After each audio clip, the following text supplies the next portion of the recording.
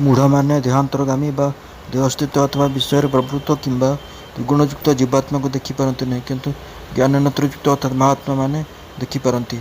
जीवात्मा देह त्याग कर अन्य देह ग्रहण करे बा सही देहरे स्थित थिले किंबा सूत्रादि द्वारा ज्ञानेन्द्रिय बा आदि पंच कर्मेन्द्रिय एवं मन बुद्धि चित्त और अहंकार ये अंतगुण गुरुतत्व एमान द्वारा शब्दादि विषय मान भोग करते सुधा अथवा सत्व रज तम ये गुण मानक किंबा सत्वादि गुण स्वतंत्र इंद्रियादि सुप्त थिले सुधा मूढ़ लोक मैंने से जीवात्मा को जापारती नहीं, जेहेतु से अंतकरण शुद्धि हो न था। मात्र जो मैंने निष्काम कर्मानुष्ठान द्वारा चित्तशुद्धि लाभ कर आत्मज्ञान रूप चक्षु लाभ करते जीवात्मा माने अर्थात से महात्मा माने ध्यान आदि द्वारा जीवात्मा को सबू अवस्था देखिपारती अर्थात जीवात्मा जे परमात्मा अंश ता बुझीपारती।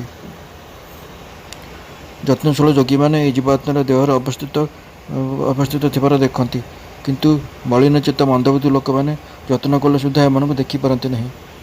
जो योगी मैंने निष्काम कर्मानुष्ठान द्वारा आपणार हृदय को विशुद्ध करी से निर्मलित महात्मा मैंने ध्यान आदि उपाय द्वारा यत्न करी जीवात्मा को निज देहर अवस्थान करथिबार देखती, अर्थात से माने ध्यान आदि उपाय द्वारा जानीपारती जे देह पृथक और से अवस्थित करथिबा चैतन्य रूप जीवात्मा पृथक अटंती। मात्र जो मैंने अकृतात्मा अर्थात जो मानकर चित्तशुद्धि हो नहीं से मंदबुद्धि लोक मैंने शास्त्रादि पाठ रूप यत्न कले सुधा जीवात्मा स्वरूप को जीवात्मा स्वरूप विषय अवगत हो पारती नहीं। फलकता है कि चित्तशुद्धि ही आत्मदर्शन एकमात्र उपाय, विना सहस्र चेष्टा कले सुधा तांकर दर्शन लाभ करी हेब नहीं।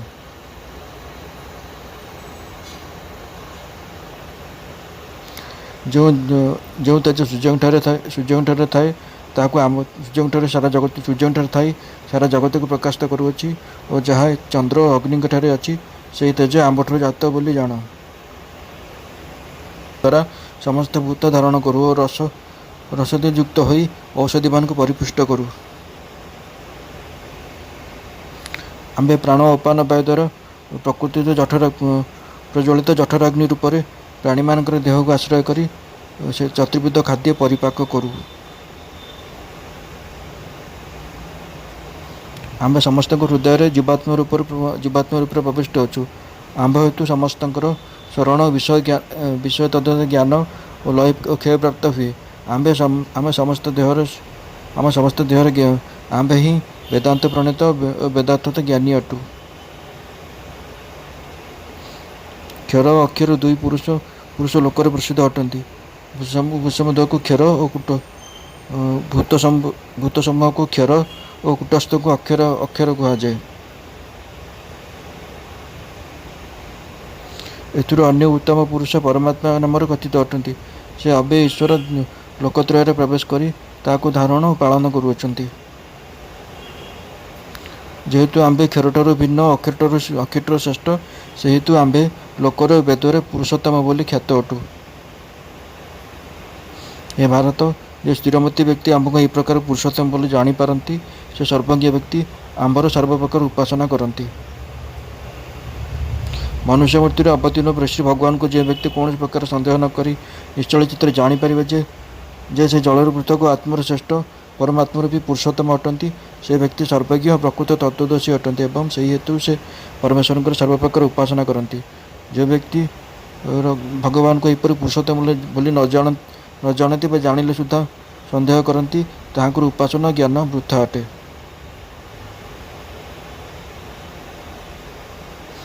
श्री भगवान कहले अर्जुन गीतार संबंध सारकता यही कि जे आंबे गीतार सारकता ये अध्याय में संक्षेप कहलु।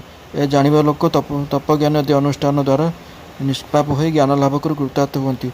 तुम्हें तो निष्पाप सुतरां ज्ञानवान अट पुणी अति पवित्र भारत वंश जन्मग्रहण करियछ। अतएव तुम्हें जे ज्ञान लाभ कर कृतार्थ हेब से सन्देह कौन।